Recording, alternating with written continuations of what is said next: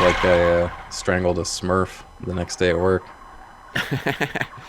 Pretty gnarly. But they came out really good, man. Like, Yeah. my wife knows her shit. Like, Tie-dye's fun, dude. so much fun. I'd never done it before. I think the only time I did it was when I was interning at KJR, the radio station, and we were tie-dyeing shit out it was Folk Life, that's what it was. Yeah, and I was at like the booth. Oh, yeah, Folk booth for the Life's radio. great. Yeah, I was at the booth, working the booth for the radio station, helping people tie-dye, but it was my first time too, so I was like, yeah. How'd it turn out? I'm learning along with you people. I had people there teaching me. Yeah. It wasn't that hard, turns out. I actually still have the shirt I made that day. It's one of my pajama sleep shirts that I've slept in since I was however old, and it's like all full of holes and shit. But I still rock it to sleep. Yeah. It's got that nostalgia magic attached to it. Oh yeah, I got clothes literally from freshman year of high school in my closet still. It's ridiculous. I have some shoes that are like 20 years old. I have a Master of Puppets shirt that I've had forever. It's probably my oldest shirt. But that was from high school. Some things, man, you just can't give them up. You gotta keep them rocking. Like my CKY shirt from high school. I had it in my high school photo for the yearbook or whatever, and there's just CKY in big block letters, and I was like, what the fuck does that mean? Dude, it's so cool, right? But dude, that shirt now, like literally all around, it's literally a rag. It's like mostly one big hole, but I just keep like the memory. I mean, like, every night I'll pull it out, open it, like it's not even wearable. It's just so shredded. But I mean, I wore that. It's like a loincloth. Yeah, to their concert. It's one of my first concerts ever was CKY, and I wore that shirt. I'm like, I can never get rid of this piece of fabric. It's holy now. Wasn't that a Bam's brother? Yeah, Jess Margera. He was the drummer. Yep. Okay. Exactly. Man, what a disaster Bam Margera turned out to be. Oh my god. Good lord. Yeah. He wasn't even in the new Jackass. Like, the dudes were like, man, like, you didn't hear about that? They sued. They got a lawsuit actually. Bam ended up suing the production team of Jackass. Bam sued them? Yeah, because they kicked him off because I guess what it was, he was supposed to be clean of all drugs, and he had a bunch of like pills in his system.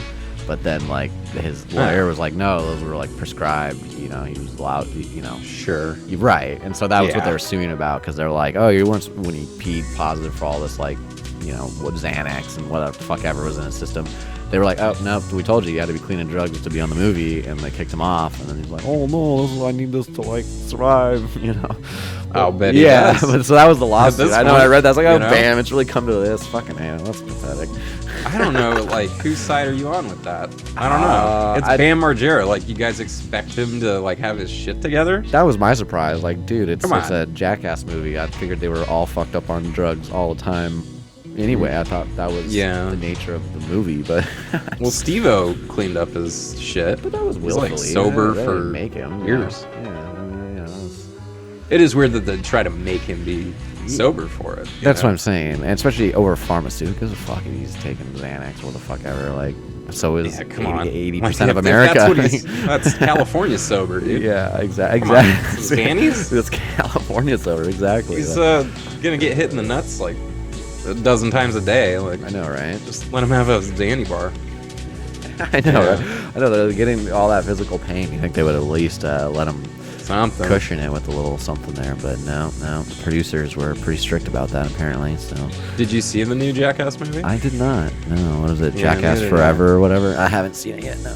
I don't know. I need to, but one sec. I'm gonna grab my my beverage here. My what is it? The mineral water. These Trader Joe's things. Raspberry lemonade mineral water. It's sparkling water. Good. I love sparkling water. That's what I'm drinking right now, man. I'm addicted to it. Maybe we can get Trader Joe's be our first sponsor. Sparkling fresh Trader Joe's. You're like Garth from Wayne's World. Yeah, right. Yeah. Little, yellow, different. We would never. Yeah, we become like corporate drills, man. He's like sending all Adidas, like hand and toad. Yeah. We would never just keeps sell getting more and more. So good. Are we recording? Yeah, I'm recording for the last like 5 minutes, but yeah. Oh, dope. Yeah. Should we do an intro? Yeah, well, I guess, we've officially, that's right, we can announce the name. I think we've agreed upon the Yim Yam with Jordan and Dan. Yim Yam. The Yim Yam. Because that's what the hell it is we're doing in a nutshell. You gotta do the radio voice. We will be Yim Yamming with Jordan and Dan on KEXYPZXOY. Tune in next week for more Yim Yam with Jordan and Dan. Yeah. Boom. Episode. Well, we'll call this officially 1 now. Yeah, we'll save those other ones for like kind of later. We'll edit them up, and they'll be later episodes. They'll be in the box edition. Yeah, but I think this should be the extended cut, the intro edition here, since we got the full video for the first time. We've had a couple practice runs, and like I said, we'll dig those ones up and put them in the lineup. But we'll start out with Yim Yam number 1 here, and plant intelligence is what we're talking about today. Exactly, and I was just out doing my evening skateboarding, and I had a little intro vision of a story to kick it off, and of course kick it off with a little plant intelligence here myself. There you go. With homegrown tobacco. Okay, this is an important part of the story. This is more than just cannabis. This is homegrown tobacco that I lovingly grew over the months, and it took about 3 months to cure a leaf, right? And then I got some of my neighbor's homemade hashish in here from his jungle that he grew last year. These like 10-foot high weed plants. And outdoor? Outdoor here in this kind of. I know. Yeah, I know, it was beautiful. And then so he made all this hash, so I got some of that in there, and then a little strip of CBD oil to round it out.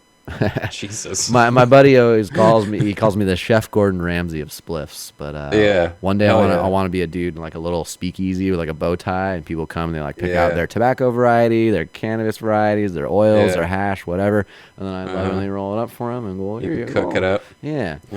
Okay, so for the intro the story, yes. Well, for the listeners, what is hash?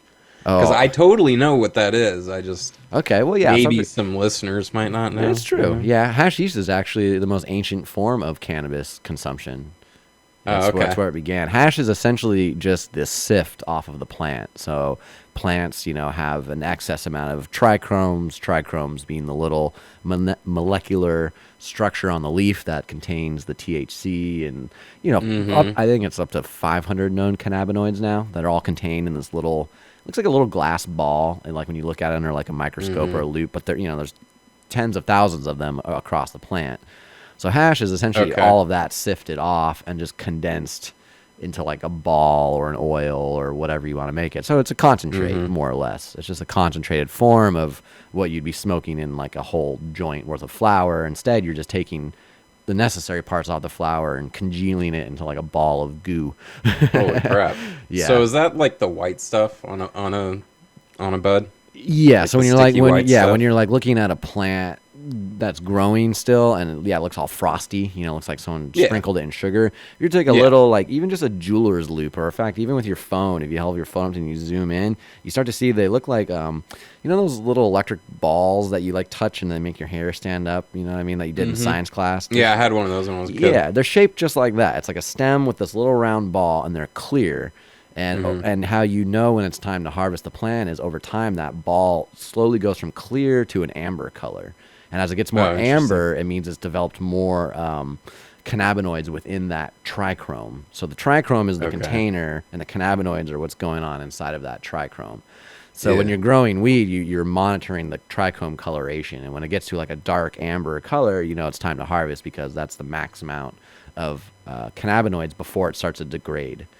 If you let it go too long, they degrade, so you're catching the plant at its sweetest point. You got to get it at the right time. Yeah, and if you do it too early, when these trichomes are like clear or even like a milky white, they're really early in their production. And they say like if you harvest then, it's more of a sativa because it's more THC dominant, because THC is the first cannabinoid for cannabis to produce in its trichromes.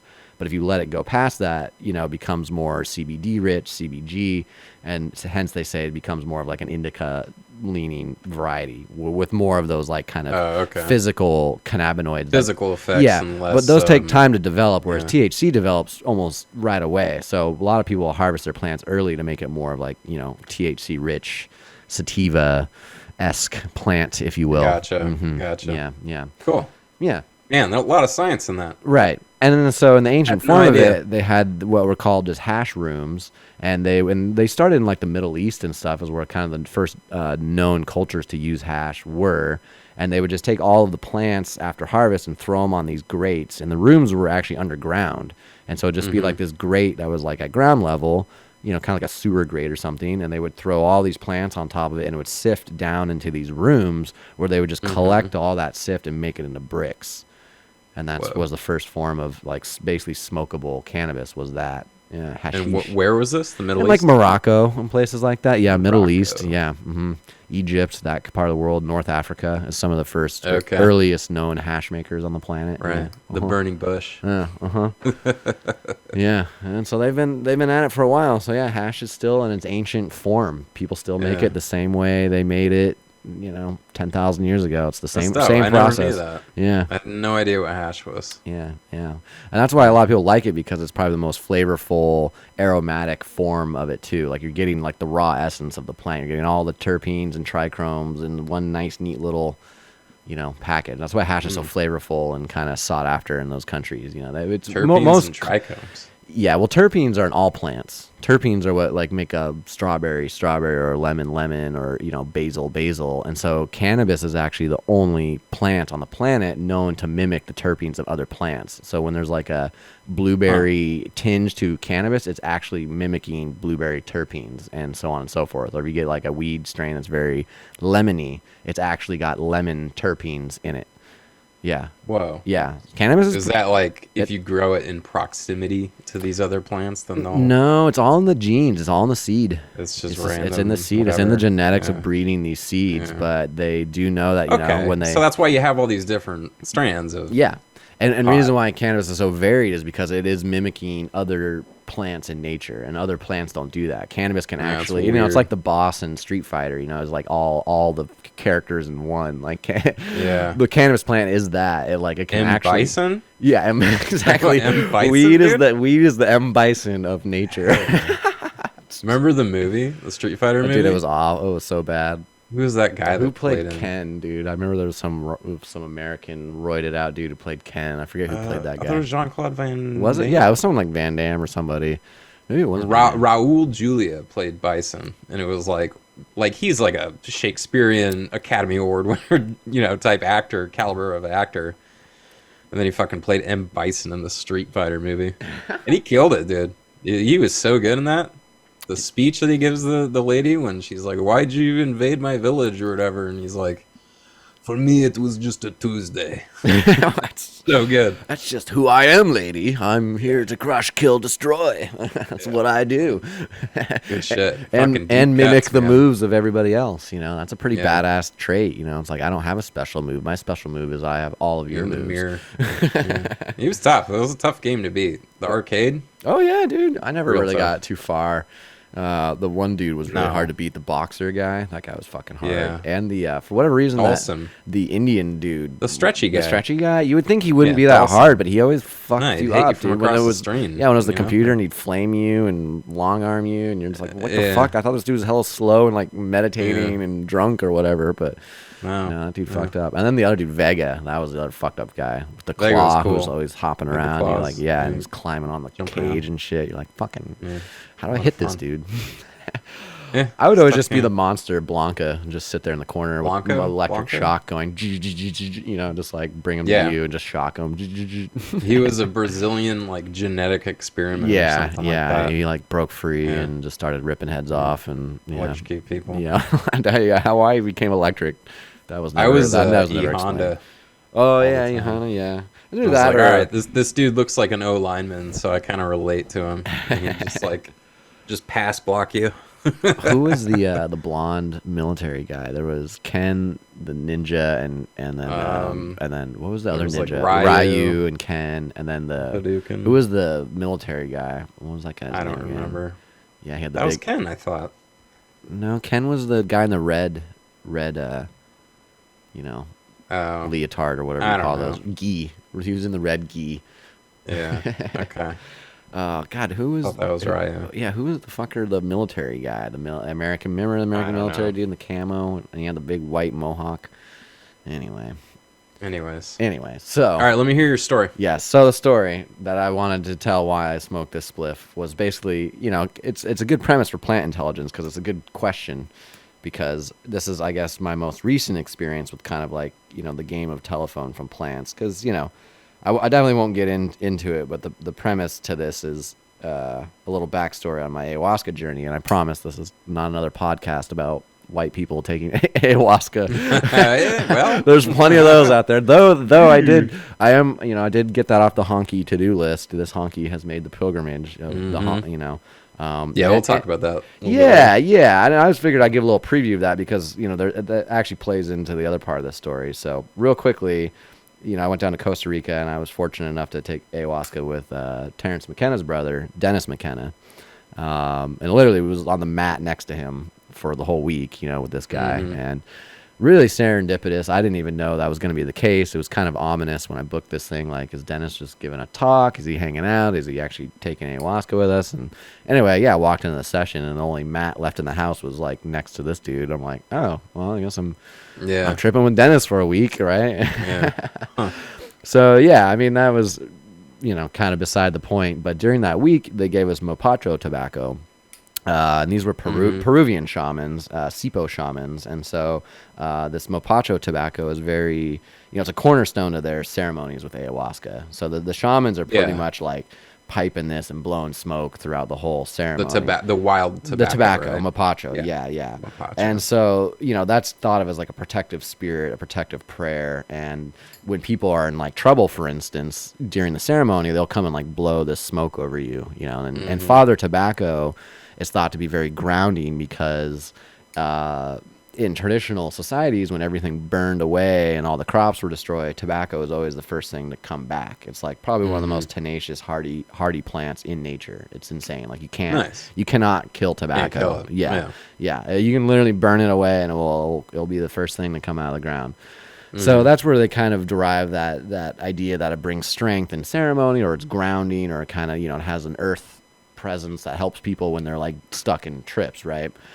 And so I felt that, like, and they even say like you don't even need to smoke it in the ceremony, like just the act of like holding it in your hand. And so that's kind of the point to this, is when I was kind of in some sticky spots in this ayahuasca trip, just holding this like rolled tobacco in my hand, like you could really it was like almost like grandfather coming in the room and being like, things are gonna be all right, you know what I mean? It like gave you this like earthy presence of like shit's not gonna be so bad, and it kind of like mellowed you out in a way without even having to ingest it. So that was where I first kind of really like experienced the power of like traditional thought behind tobacco. And so flash forward now, and this was back in like 2018 or something.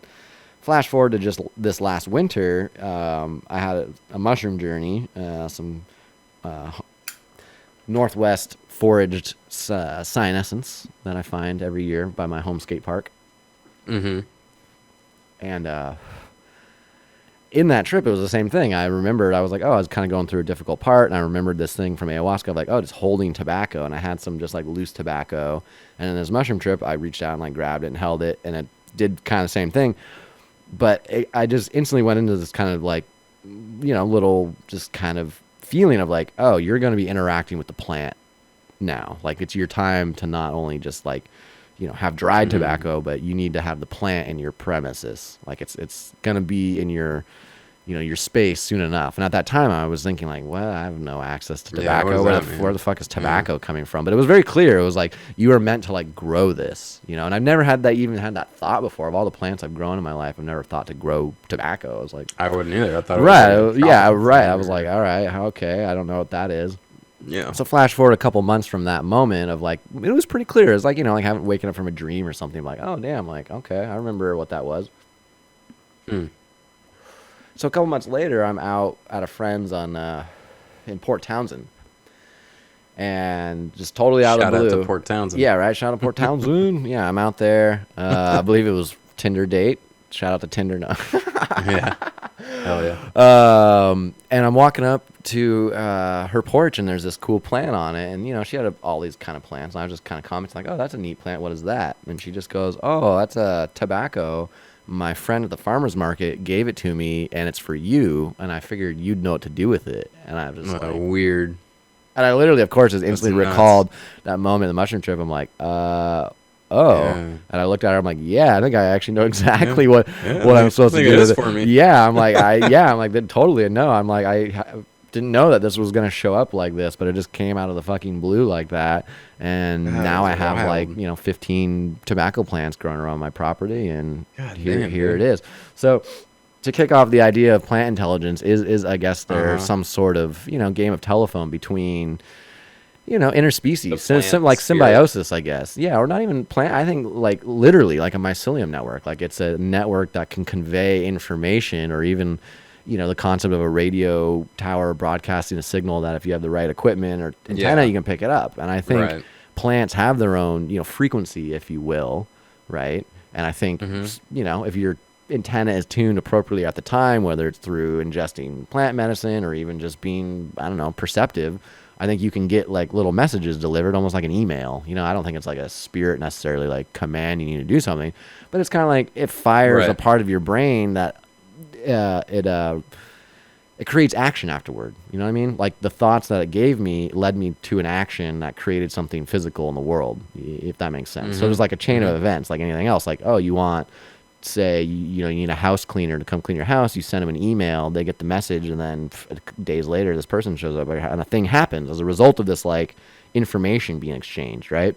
Yeah. So however the information is read, telephone, email, no. Yeah, we don't know what right medium is. Exactly. Yet. I mean, we only have, what do humans have, like 5 senses? So we say. Yeah, then you get into like ESP and all that stuff. Guess how many plants have on average? Dude, it's like 16, I think. Exactly. They're and aware they keep of discovering more, much more. If you just increase you triple the amount of senses you have, you're gonna perceive reality more accurately. Yeah, and just different elements of it. I think that's kind of the symbiosis between all species on the planet, is we're all adding to a group perspective. Bugs and animals and plants and people. We're all manifesting a reality on planet Earth through our multifaceted points of views. And I think I think the plant kingdom's point of view is it's a very unique and special point of view. And I think just like the way mycelium and plant roots communicate, plants have the same way of communicating to us. But I think over evolution, by developing our own language, we've kind of started to turn a blind ear to that communication. But I think traditionally that that line of telephone between us and nature has always been known. That's what I felt in ayahuasca, is like, oh, whoa, these are people that have known about this, and that's why they like sing to the plant and stuff. That is them using just sound, their vocal cords, to basically create this dialogue with the plant. And you feel that. Dennis's brother Terrence had the stoned ape theory, where he thinks that we developed like communication and essentially became the humans that we are now through ingesting psychedelic mushrooms and psychedelic plants. And by accident at first. And his argument to that was we were just apes with every other apes at the time, and our ape species out evolved the others because we encountered the mushroom basically, and it gave us language from going from to it improves rock, your sight, rock, or they could coordinate which berries were poisonous, and they could tell each other, don't fuck with that one. Eat that one. It might have developed communication, our ability to like have a language, because totally. They know now, like when you take psilocybin, those parts of your brain just light up like a Christmas tree. Yeah. So maybe it's building more neural pathways or whatever. Well, so did it feel like there was some purpose behind this, the tobacco? Saying that's like anything else. Purpose, I think, is kind of an erroneous word. It was just more of a cause and effect. Like this thing sent me a telegram. It was like, hey, buddy, you're gonna grow me. Like, like, hey, I'm sending you an email from the plant world, and get ready. And then sure enough, I knew exactly when I saw that thing sitting there. I was like, oh, there it is. There's the result of that message. And had I not had that mushroom trip, I don't know, when maybe we should have shown me that plant, I would have been like, cool. I don't want that. Fuck that thing or whatever. Yeah. You got a tobacco plantation, lady? Like, yeah, like what am I going to do with this? You can go to the store and buy tobacco. It's already ready for you, Yeah. But I remember feeling this like, and then, I made this kind of commitment to myself. Like the only tobacco I'm going to consume from now on is tobacco that I like go through the process myself. And it's kind of similar to like, raising your own chickens to eat, like being right next to the process of, sausage making versus buying from the store. There's infinitely better. Yeah, and you feel like like this tobacco, has much more of like a earthy, relaxing. Like when I smoke it, I feel very like in touch with it versus like, oh, there's just some cheap shit I bought at the store and I'm smoking because I'm just fucking trying to smoke, Well, it's interesting that you tell that story because the book that I read for this podcast is called "Thus Spoke the Plant" by Monica Gagliano. And you sure you're pronouncing that right? Probably not, man. We apologize, Monica. We'll get your name right. We'll figure it out. And you know what? I already messed up. Dr. Monica Gagliano, because she's a doctor. She's turning over in her gurney right now. yeah. But so she was a biologist from Italy, and then she moved to Australia, and she was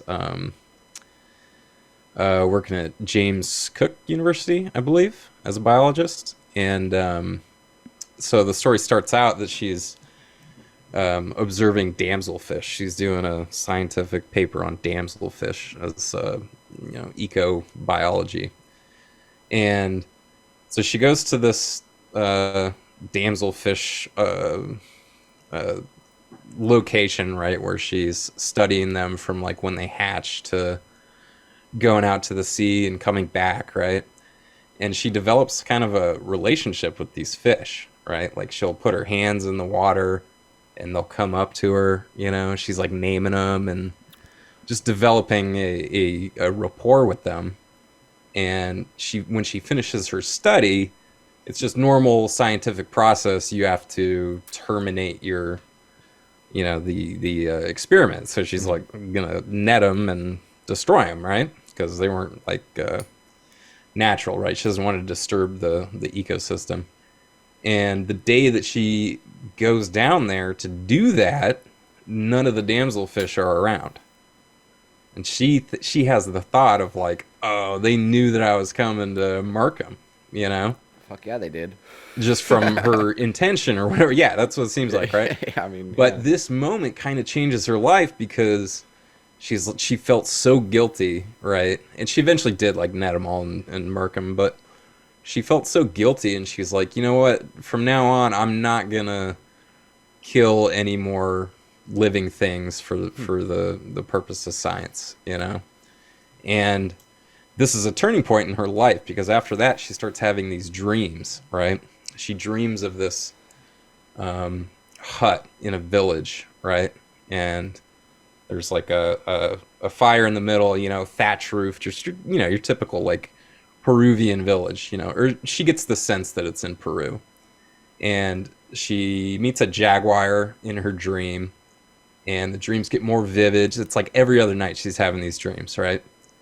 And so eventually she's like, screw it, I'm going to go to Peru because I'm pretty sure that's where this is, right? Mm-hmm.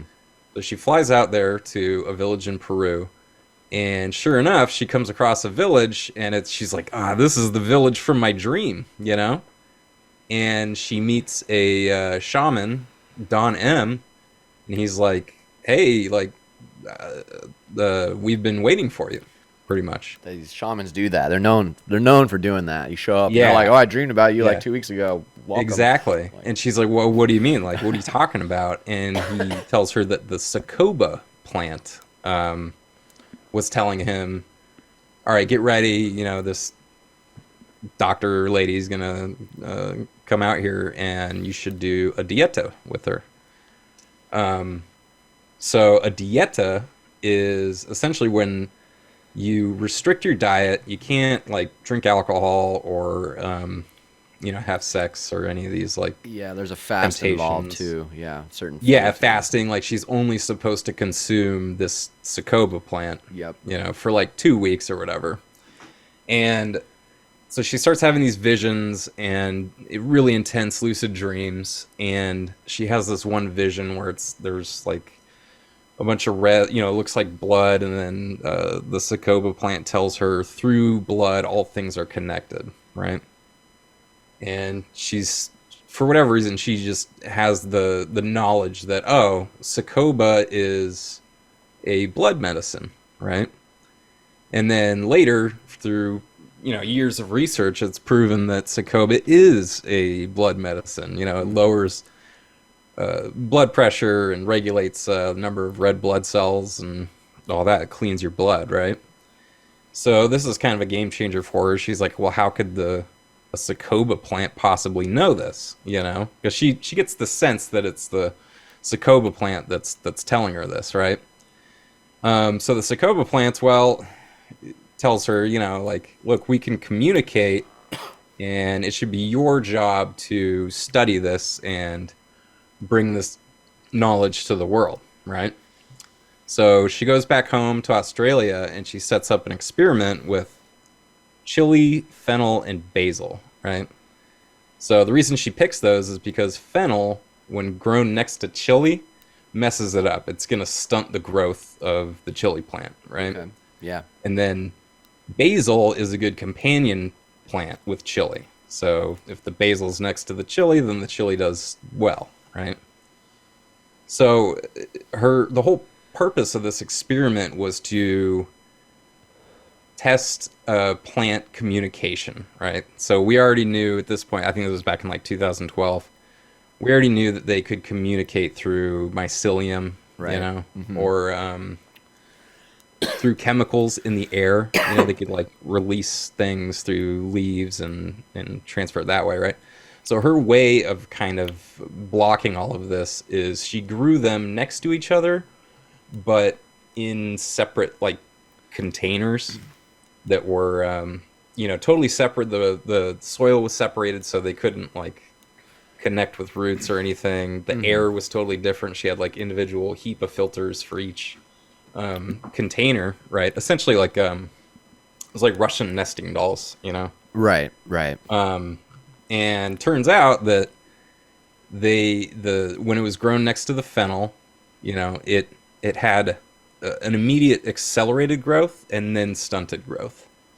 So it was like, oh, I got to get strong real fast because this fennel's right next to me, Okay. Yeah. And then the basil still did really well, or the chili next to the basil still did really well. And she's like, well, how is that possible, if we blocked all these modalities of communication?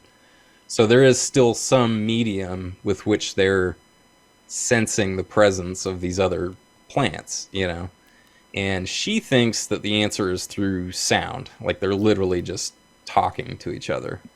And she later finds out that there is evidence that this might be the case through corn, because apparently there was a study, I think in France, where they detected like supersonic sound being emitted from corn, like the corn was making noise, right?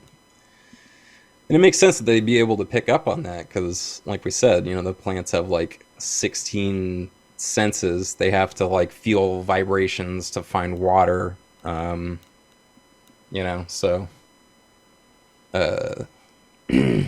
Yeah, and something to add to that, just real quick. It's this article that says. I don't even show up there. Oh, I can't even see that. It's like all white. I thought maybe it would. Anyway, it just says mushrooms talk to each other with a vocabulary of 50 words. No, they got words? Yeah. That they can. 50 words that they can pinpoint as like a vocabulary for mushroom species. Yeah. Oh, that is gnarly. Yeah. Huh. Yeah, there's a whole article on it here. It's pretty good. That's crazy. From the Journal of Royal Society Open Science. Well, that sounds pretty legit. Yeah. Yeah, so anyway, so she does that experiment. She's like, all right, they're communicating some way, probably through sound. And at this time, she meets a Native American friend who gives her some osha root in like a pouch. And she starts doing a dieta with the osha root. Do you know much about, does she go into much detail about what's osha root? Like, where does that grow natively, and how is it prepared? In America, it's like California. She's in California when the friend gives it to her. Okay. But she starts having these dreams about a bear, right? It's like she's riding the back of this giant bear, and then like the bear tells her like, "Oh, we're gonna get you ready for your vision quest," and it's like making medicine for her and all this shit. She's like, "Okay, cool." Oh, and right before this, she also puts in for a grant to do more plant biometric studies, in Australia. But so she's taking the OSHA route. She keeps having these visions with the bear, and the bear's getting her ready for this vision quest that she goes on. So she goes out into the redwoods forest, and what they do is like, I think it's like a 6-foot circle or something like that, and they're like, you can't leave this circle for 4 days and 4 nights. And she's wearing like this traditional Native American dress, Mm-hmm. She's freezing her ass off at night and like getting sunburnt during the day, She's having all these doubts of like, what did I get myself into, Sure. Which is probably, how it's supposed to go. Right, yeah. And she has no water either, which I found just crazy. No water? Yeah, I can't imagine. Well, that. is she allowed to just like drink out of the rivers and shit? Is that what she's supposed to do? Yeah, she's got to stay in her little circle. Oh. Like a 6-foot circle. That's right, the circle. Okay, how long does this go on? 4 days and 4 nights. Right. Yeah. Is there like a emergency cord she can pull if it starts getting real? And she's like, I'm dying here. Like, get me out of this. You would think that you're dying though, for sure. Like it would cross your mind, like, oh, I'm gonna die out here. Yeah. Which I think is kind of the point, Yes. Like it's not. Nobody said vision quests were easy, Granted, but I guess what's the like, who's makes the call when it's like a near-death experience versus like a death experience? You know what I mean? Like legit. Like how many people are they like, all right, like wake up, Sally Joe, from your vision quest, and she's like, and they're just dead. Just like, oh, yeah, fuck. No, another Californian out here trying to find herself. Just, I don't know, huck her off a cliff or something. Who knows? I'm kind of white girl dreadlocks. I'm kind of on a vision quest. Exactly. Out there at her poncho, looking for the that's answer. Looking for the answers. About it too often, though. Well, maybe so I guess maybe that's why. Maybe you wouldn't hear about it because they're who would, what I mean? It's like you don't know where mobsters bury the bodies. They don't tell that shit. You know what I mean? I'm sure. Well, they're finding them in that lake that's drying up in Nevada, the Lake Mead. Oh, for real? I haven't heard about that. That's a thing?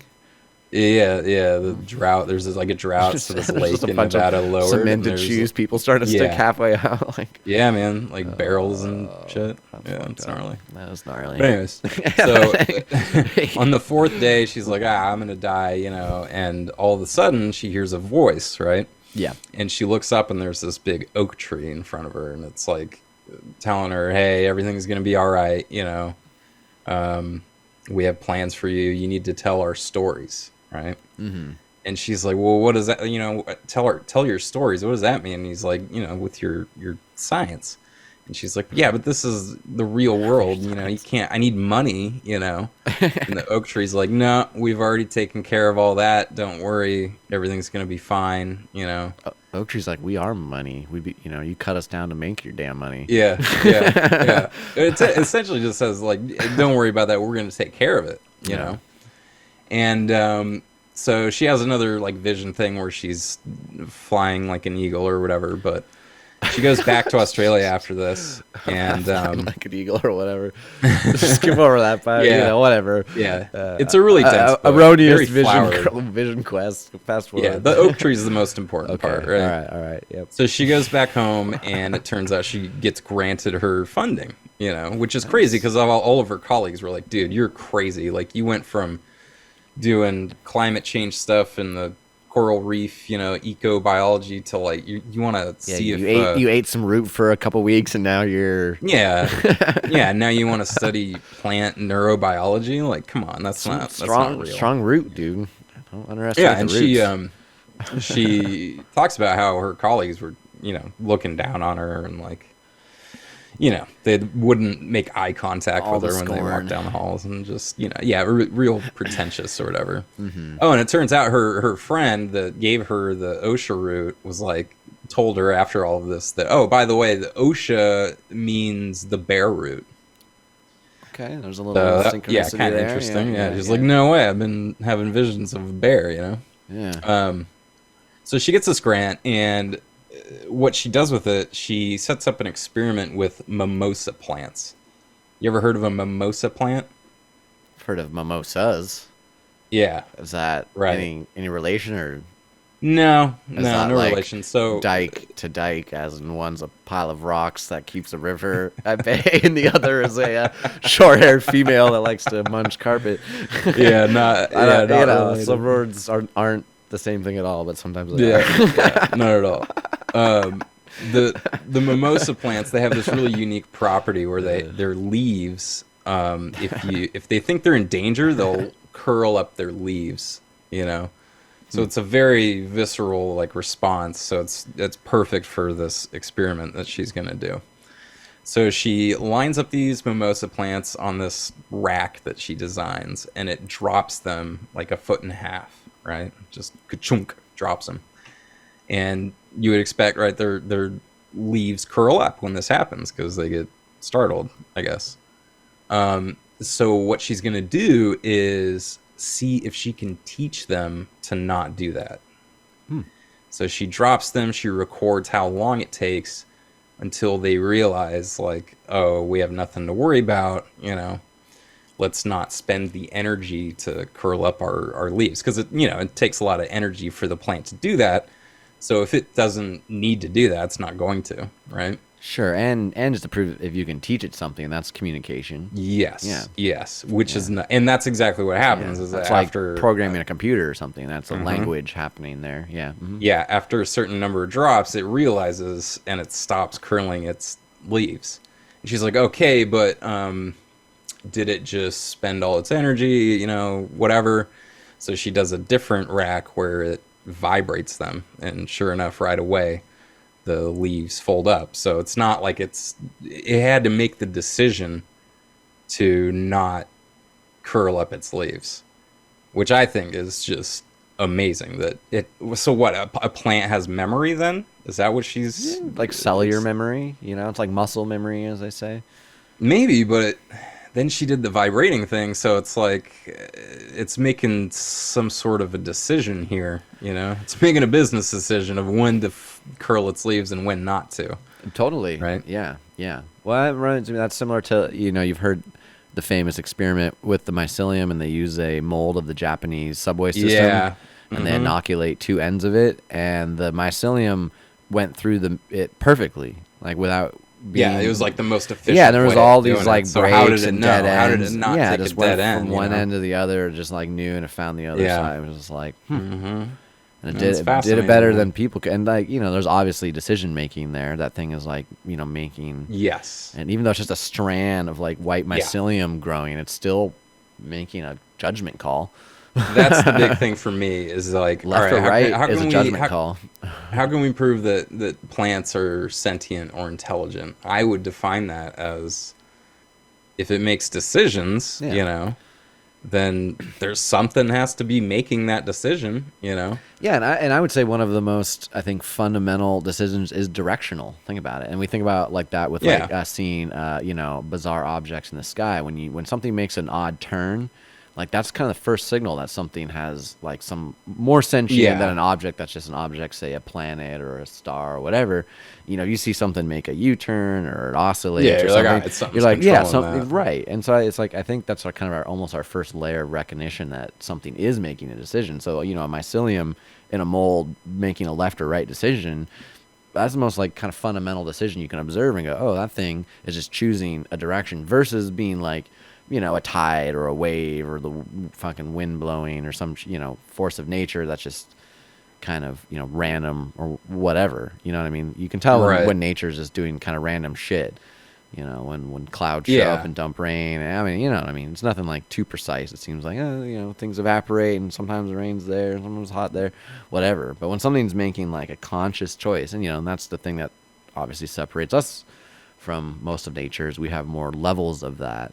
But I think Agency. right, but I think that there's a scale that goes all the way down to that like first choice. Yeah. I think so, directional. too. Do you go left? Do you go right? Do you go up? Do you go down? It's like Well, all right. So you would assume like that's just based on like water or light or whatever. But so her next experiment, she goes back to Peru or whatever, does more dieta, and this time she does the Ayayuma plant, I believe.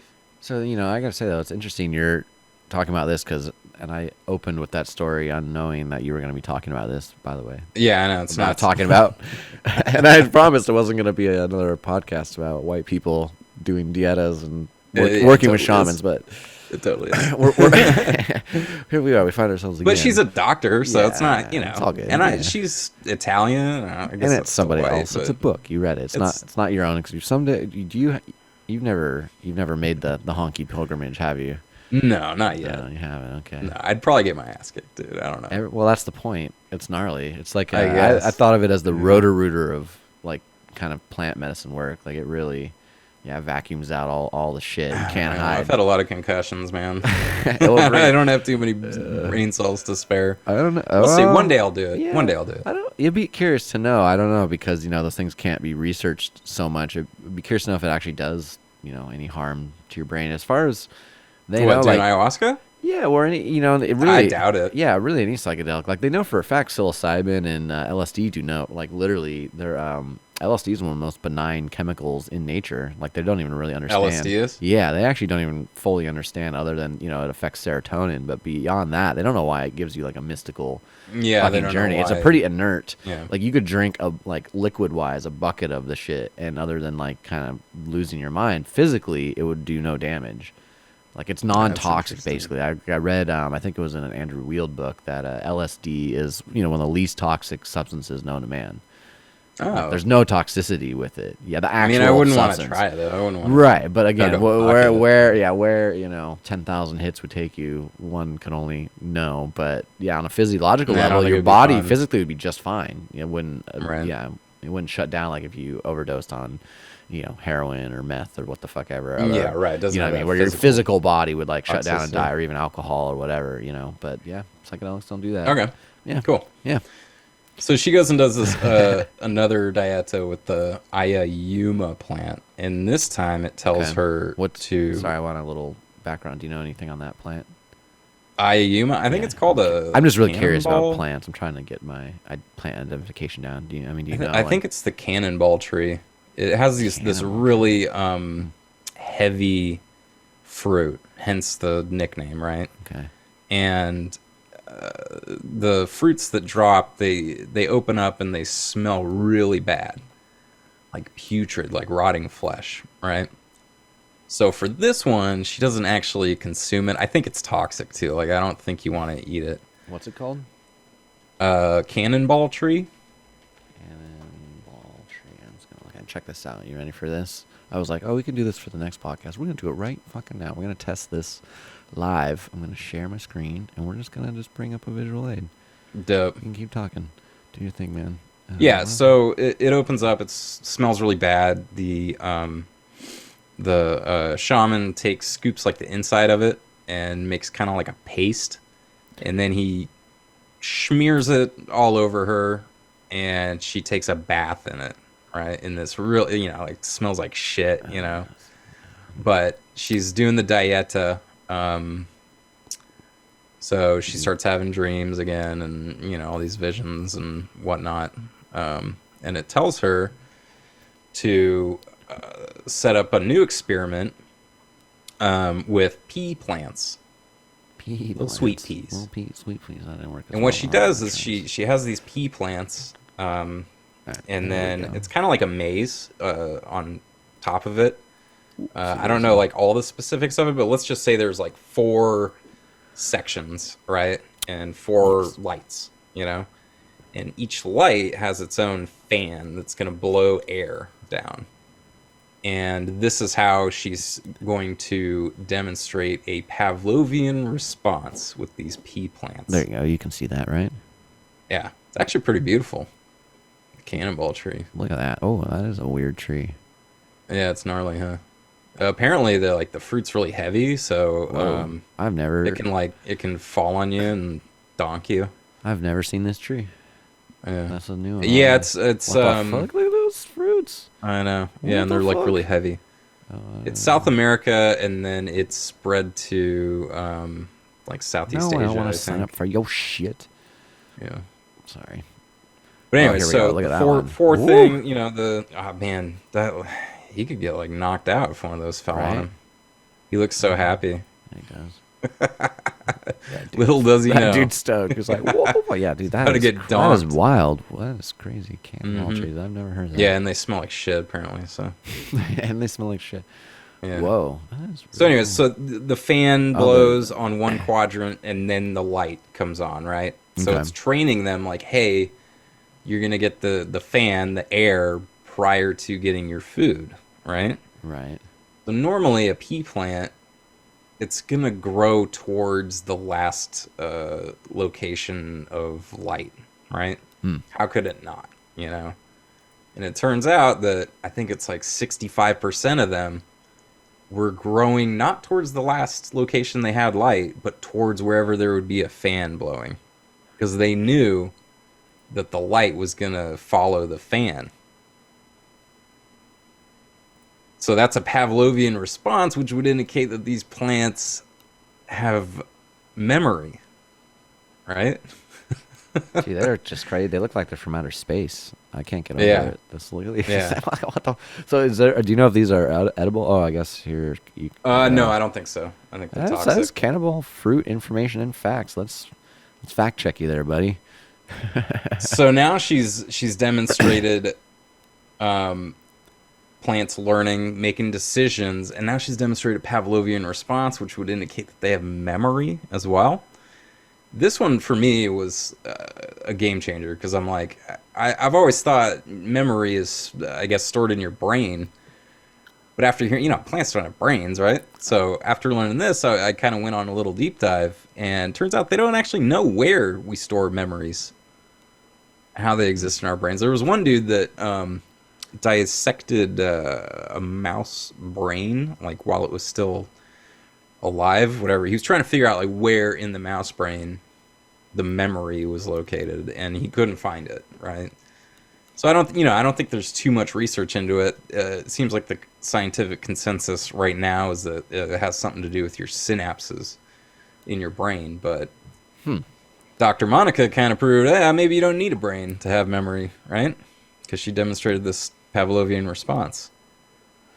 So Yes, and it is pretty crazy. I've thought about this a lot too. When you feel like you're accessing, or I guess, or like deja vu or instincts or any of those things, that you technically you didn't learn in this lifetime. No one taught it to you, but you've kind of self-taught. Humans' ability to do that, or to kind of instinctually. I don't know. Yeah, become how some people are better at other things than others. You know what I mean? Like what natural talent would be. I guess what I'm trying to say. Like where does that come from? When it's obvious because it's so varied in people. If it was consistent, like we're all just kind of developed with the exact same traits. Strong and weak across the board, it would seem like that's just more of a biological thing that's happening, right? The fact that every genetic, right? But the fact that every human develops, even outside of their parent, how many people follow exactly, what their parents hope and strive for them to be. I mean, everybody forms this thing that we call a personality that has these like particular traits that are, like say what we call talents or, your natural ability to something. Some people are good at art, some people are music, some people are athletes, or what the fuck ever. But the choices that lead that person to that, I think they're affected by memories that are stored elsewhere. If that makes sense. Like I don't think they're. Yeah, I would agree with that. Yeah, because I see it. Like you see kids, they're either good at drawing or they're not. Right, and I how mean, does you can everyone get a end little up bit so, better? so But unique, it's really it's something you're born with. It's that whole snowflake thing, like it's true. There's like no repeats. Like every human has a slightly varied makeup.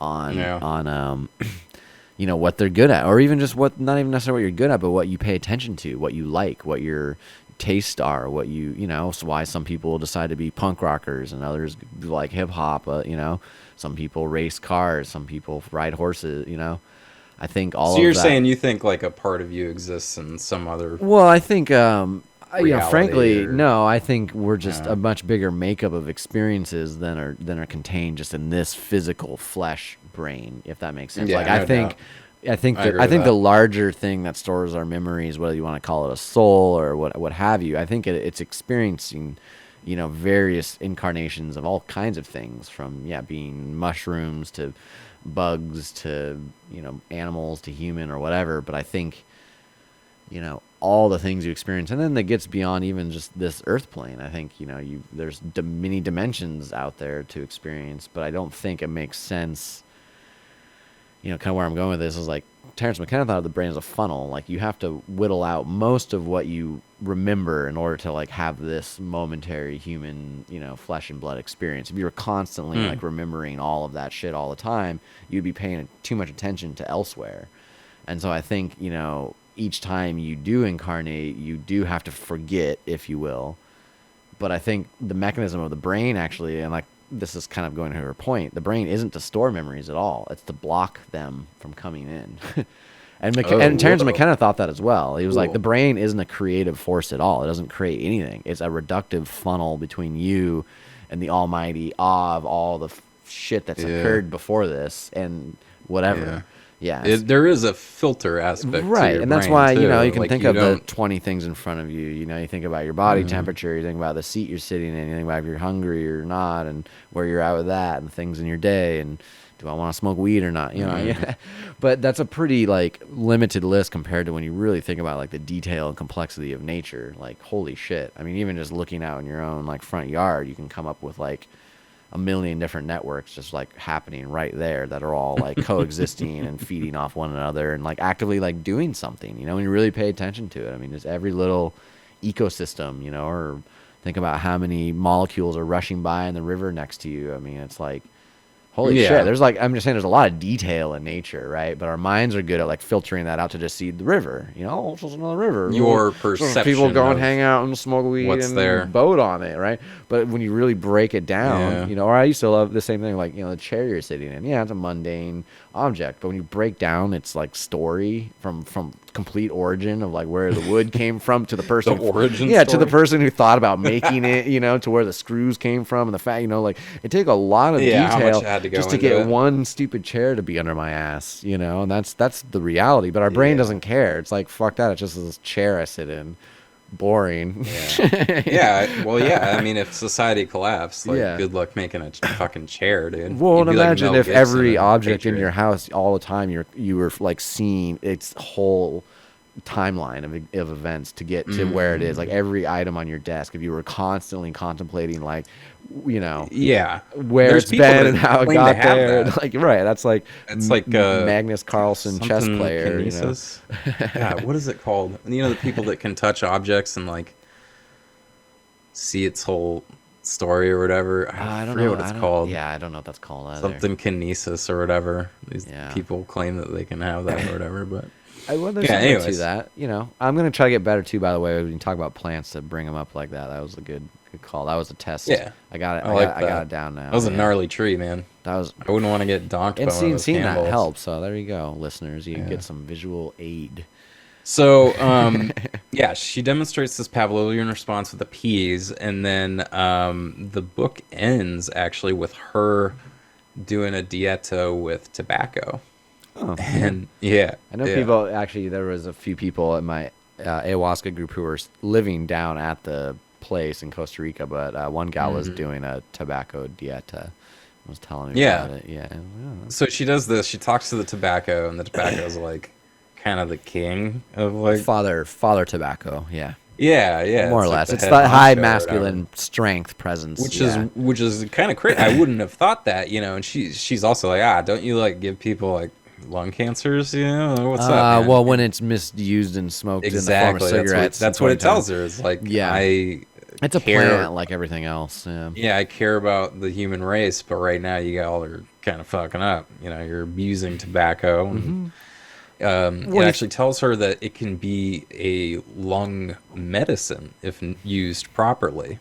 So she's, I think, going to go on and maybe do some research into that, But she convenes with tobacco and talks to like ayahuasca and just has this whole crazy transcendental experience, and it's a good book, man. It's a good message, a good story. She talks about her theory of like fear and control and anxiety. So like anxiety leads to, or the sense of like not having control, creates What's anxiety, the which leads to fear, which makes you even less in control, and talks about it being like this never-ending cycle. And what's I don't know, the name of the I book? really What's the like name of the that. book again? Thus Spoke the Plant by Dr. Monica Gagliano. I highly recommend it. It's very dense. It's not even really a criticism, but the only criticism I have is like, you can tell that she's a PhD. She's really, really smart, and she's trying to like put these experiences into like an academic presentation, Yeah, there and it she just is. doesn't necessarily always work, because it's like she's having these experiences that she can't really describe, but she tries and she uses a lot of big words, A lot and of it's it. beautiful, very beautiful language, like you can kind There of we tell go. There's a she's good, Italian. good, Yep, good there she plug is. plug for the book there. There you go. You can Yeah, see it's that's really who we're good. talking about. It's Yep. it's very very informative, and I don't know, it's just kind of crazy that you started your with the Ooh. story about the tobacco calling out to you, It and it was well. the same thing with her with the Sakoba plant. So So and so this actually, to add to this, yeah, because that's wild. Because I got the same message from the plant of like, yeah, and also too on just a purely, I like this. It was Hamilton Morris said this on a podcast about, like chemicals are just exist in nature. They're not evil or bad or they don't kill people. It's like any other tool. It's like a river. Like you can drown yourself in it, sure. But but you it's could not the also river's catch a fault. It fish. doesn't make the river bad. And it's the same thing with Yeah, like it's that old like tobacco and other a plants hammer like can that, be. or even coca or Hmm. poppy or whatever. The plant itself is not evil or wrong. It's how you choose, to integrate How it you use it. into your life, right? And so tobacco in the form of cigarettes, yes, is definitely a killer, but it's not meant to be used that way. And especially, like I said, I think about it the same way as like I do with like raising your own meat. I mean, like it's a labor of love to get the true result out of it. And I think at some point everyone should have that respect that like you should put your own process into getting it if you want to use it. You know what I mean? Like you shouldn't just buy the store bought, mass produced. Because the other thing about the store bought tobacco is they adulterate out most of the nicotine actually. So it's there's like 10 times the amount of nicotine in one of the leaves here on one of my plants than there is in like a cigarette because Yeah, they, that's they, they it's insane, like man. watering down booze. They just want people to smoke more. Bastards. Yeah, and hence why it leads to cancer because anything burning in your lungs is carcinogenic, and that's what's giving you cancer. It's actually not nicotine and tobacco. It's the It's smoke, right? inhaling smoke, and a lot And of then the it. additives of Yeah, and chemicals or some people whatever that they smoke put two, in 3 packs a day. cigarettes. Like I've known people that are That's like, gnarly. yeah, and it's like, I'm glad I quit, man. right, and think about that, like that much smoke. Of course, that's gonna fucking give you cancer. But if you're a person who's like growing and drying your own leaves and it takes 3 months to dry a leaf, and when you burn that leaf, and I mean that's like a whole different approach. And obviously, you're not going to be able to do that 20, 30, 40 times a day. Yeah. You'll get to have your time with it, and it will be much more of a special thing. But yeah, I think like all plants, it kind of does beckon to be used appropriately, and it does remind you that it has been, grossly misappropriated. The other example of that is this was down in California. I sat in on a Lakota. It was at a festival, pipe ceremony, tobacco ceremony, and the guy that Hmm. led it, had been leading pipe ceremonies for a lot of years and had like a sacred pipe that had been passed down through lineage and all that. But he talked that was kind of the first person I heard like say that, and he was talking about that publicly. Is like like tobacco is not a killer. It's not a new. It's like people misusing it and not using it with respect and Tobacco attention. doesn't kill people. Yeah, People kill kill people. Exactly. People are dumb. And bullets. People kill ourselves with all kinds of shit. You know what I mean? All things Oh yeah, we'd unnecessary. use anything. Think how Anything beautiful mountains are, and think how many dumb motherfuckers fall off them. Do we blame the mountain? good. Yeah, I do. Fucking mountains. God damn it, mountain! You just hadn't grown so big and majestic. Roy Jones Jr. would still be alive. Like What? He is alive, isn't he? I like Roy Jones Jr. Sorry, Roy. If you haven't fallen off a mountain yet, Dude, what if he falls off a mountain now? I'm blaming you. he's got a good name, Roy Jones Jr. It just rolls off one the of the tongue. best, one of the best boxers ever, man. Yeah, right. Yeah. He's all right. Yeah. But so Closing thoughts. Closing thoughts, huh? Already? What time? Did I convince you that plants are sentient and intelligent? Well, You don't have to convince me. You're trying to convince. We're on that. Trying to convince them, those people. I convinced myself reading this book. The Pavlovian response was the big one. Like that's crazy. You know, if you were just from academia, scientific, whatever, didn't have any psychedelic experiences or any of that. I think that realizing that peas could demonstrate a Pavlovian response, that's gotta turn your eyebrow a little bit. Well, that's one thing wild. I want to talk about and tie it into, just kind of the symbiosis effect between us and the plant kingdom and the fungi kingdom and animals and all that, and how it's kind of the age-old thing. We're thought of it.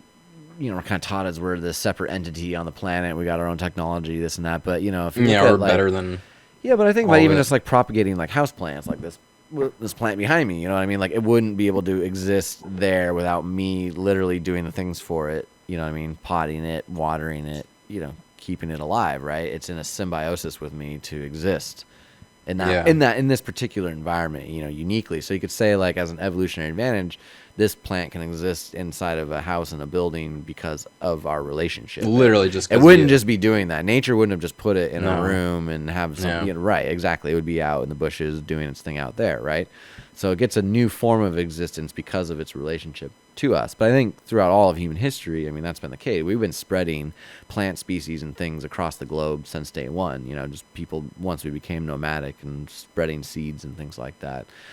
So, Dennis McKenna talked a lot about this when we were on this retreat with him of like, he'd always say like, it's not me. I'm just a part of the plant's plan for world domination. So that's kind of the big question. Who's right? Who's evolving who here? I love that theory. Yeah. Are the plants using us to their advantage and knowingly? I love that. Are they like, oh, these dumb shits? They give us water. They move us to the light. Like we need these fucking dumb apes to fucking help us grow. And I think about it too. Like out here in Skagit Valley, there's a lot of these like, non-native big trees. That only were planted like 100 years ago. That were brought here by like people. And they would only be here. They're only here. Nature didn't bring them here. Basically, there's like these big giant willows or like black walnut trees. You know what I mean? That like early farm people brought and planted on these properties, and that they wouldn't exist otherwise. If it wasn't for irrigation and people tending to them and making them these big epic 150-year-old giganto trees that were like non-native here at one point. But now hey, we got fucking willows and all. Yeah, it's a good thing that we did. Yeah. And so like I'm saying, it's an example. Love willow trees. Willow trees are the best. Right, and you gotta wonder, I guess, again, did the willow in some way because influence it? Yeah, well, the person who made the decision to go and plant and tend this tree, just like the gal from the book, where she was getting these messages from the plants to like. Did that thought come from the person, or maybe the tree was sending its this is why I'm propagating tobacco to this day, because literally in a mushroom, because it told you to. For real. Like I remember this distinct. You're the tobacco's bitch. Yeah, it was like, hey, I'm coming to you, and the only tobacco you're gonna consume from here on out is tobacco you grow. I put that in my lap. It was like, I want that to be the case, and I was like, all right, I'm gonna honor that. That's cool. And now here I am. I got more of it that I know what to do with. I don't even think that it has to be some kind of like weird supernatural thing. It's just the fact that they have so many different senses. We're 70% water or something like that. Well, and it's like, think about it. So like, in tuned with finding water and sensing water that maybe they're picking up on like the vibration of the water in our bodies, and then maybe they can, I don't know. Well, and I'll say, like, even just you using your vocal cords to vibrate sounds, to transmit thoughts from your head into my head, that's magic too. I mean, the fact that we as ape creatures figured out vibrating sound at each other is a way to get our thoughts conveyed. Their way of talking is something that we haven't discovered saying it's equally yet, miraculous. Exactly. I mean, the way we do it could be a totally far mundane out. thing. We just don't know it yet. And I don't see why not, because I mean, sending thoughts over sound is a pretty fantastic thing, and it's happening all the time. Or even the internet or phone lines or all the things we've come up with to just basically get ideas from one person to the other. Can you imagine? In fact, I can like pick up this square thing and call anyone around the world and go, like. But that's what the plants are trying to do. They're just trying to get their thought about something to the next creature, and they do it. they do it through mycelium, they do it through imagine messages and plant medicine and whatever. Dr. Monica figures out how to like full blown like communicate with the plant, or like it's like I don't know, some machine that can like translate it. I wonder what they would. Well, and here's what the it thing. Would say. It'd probably be like, guys, what are you doing? Like, you guys need to chill out. Yeah, what the fuck? You guys are fucking it up. Planet. Yeah, knock it off, humans. You're getting out of control there with your, you think you're running the showness because you ain't. What do you guys eat to stay alive? Plants. Sunlight. Yeah, exactly. Like, it all comes from we the got sun. to breathe air, drink water. We got to consume parts of our environment to stay a part of it. So yeah. But yeah, Absolutely. communication is clearly on a multitude of levels. But yeah, who's ultimately running the show? I think that's a funny question to really ask. But we always default to us. But I don't know, really. I don't know. Not so sure about it. I think it is symbiotic. Frankly, I think the whole scheme of things, like I said, from all the way up and all the different kingdoms that exist on the planet, plant, animal, fungi. What's the weird one? Isn't it like mosses? Bacteria or something? I think it's moss. Like no, it's not moss, dude. There's not a moss kingdom. There's some weird kingdom that's like a really niche. I think it's just anyway bacteria. But the point is, I think it's like anything else. I don't think the whole could support any of those things missing. I think everything is fundamentally equally necessary. If any of those links like Jenga. If any of those links were removed, I think the whole fucking way we experience life on this planet would drastically change in an instant, right?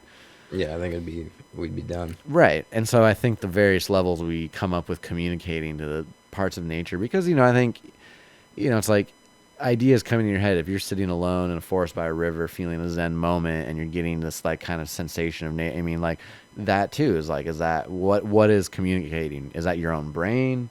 Is that the clouds? Is that the river? Is that your just relationship to reality? When you're not being affected by anything, but you're getting novel thoughts. Like Terrence McKenna. I think we gotta can this conversation for the next pod. we're branching out into a whole new. I don't know. We're only where did thoughts come from? Like no. I was just saying if a novel thought, I'm saying is it due to the relationship you're having with the scenery that you're in, and that's it's going into this like plant communication, like the fact that you're sitting in nature, because everyone says you've been in the woods alone. I don't know if you've done much like being in the woods alone, but I'm just saying. A little bit. Right, but there's that feeling where you start to kind of almost get into like this ecstasy of like life becomes a little different. Yeah, you start to and you start to kind of just get different thoughts about your relationship to life. As they say, kind of feel better. You totally feel better. And you start to feel. When I went to visit my parents in Port Orchard, we took a walk through the forest, and I was like, man, dude, I feel so much better. And it's a really popular thing in Japan. They call it forest bathing. Totally. Well, and I think part of that is you start to remind yourself of your relationship to it. And I think that's what's inherently soothing about it. Is you start to be like, oh, I'm a part of this whole grid of life, versus feeling this like, in society we're compartmentalized. We live in boxes, we have our identities, and we don't feel a part of a grid. When you're in a forest, you feel back a part of that like grander I'm more of a grid of life, right? Yeah, totally. And so I think to your true purpose, right. And so I guess what I'm trying to say is to point out is like, we as a being are having thoughts in our head, and when you go into an environment like that, the thoughts in your head change. And I guess what I'm trying to say, Jordan, is that the plant's form of communication, being able to change what's going on and how you're thinking about reality by being in interaction with it. Suddenly then you're like, oh, I'm getting new ideas, and those ideas coming in, I think that might be the plant's communication. I think so. Right. Yeah. And then if you move on for next time, we'll break down, well, what the fuck is an idea? Where does it come from? Right. I wasn't trying to necessarily get there, but I was just trying to point out that might be the bridge. Right. And so when you think about that, like you drive out of the city and you feel city life and you're in your car, and then, you walk in the forest. And as you walk in the forest, you start to think a different way. And I guess my point is that literal dissipating of your old thoughts to the forest thoughts, I think that's the communication happening. That's like tuning your radio station, and all of a sudden it's the plant frequency. And they're like, hey, buddy, hell yeah. Here you There's are. certainly other things you can do to increase that frequency. Totally. I'm a fan of a little bit better. Frankly, microdosing for that exact reason. It's not like a trip or anything, but you do become very almost like hypersentient of those facts. Like you're very aware Mm-hmm. of how the roots are talking and the mycelium and just, you know, all the interconnectedness of it. You do feel more sharply aware of it than just like, you know, I'm a guy backpacking through the woods, you know, going to eat my granola bar at the view and, you know, take a Hell selfie yeah. and go home, you know. I mean, that's fine. There's plenty of people who can have that experience in the woods, but, you know, I think it would to each behoove their own. everybody to take a walk through the forest and Yeah, and like I said, calm your mind a little bit. particularly in solitude. I guess we can end it on this thought. This is one of my favorite quotes, and it's from Thoreau. And he said, anyone who goes into the solitude of nature will come to the realization that all things are connected. Beautiful. Right? I love it. And I think, All right. like I said, can't say it any better than Henry David Thoreau, the man himself, right? Thoreau? Thoreau. Dope. Thoreau. All right. Well, thanks everybody for listening. Yeah, if you made it this far, congratulations. Good stuff. This wasn't too bad. It was only that was like an good. hour and a What do we half, got? right? Yeah, about an That was hour 15, and we rambled for a few minutes at first, but yeah, we can cut it there. But we can hang on for a minute after the recording. We can do a debrief here. But I will. Yeah. I'm gonna go pee. We will peace out now. Yim Yam, episode 1 with Jordan and Dan out. Yeah. Bye, guys. Peace.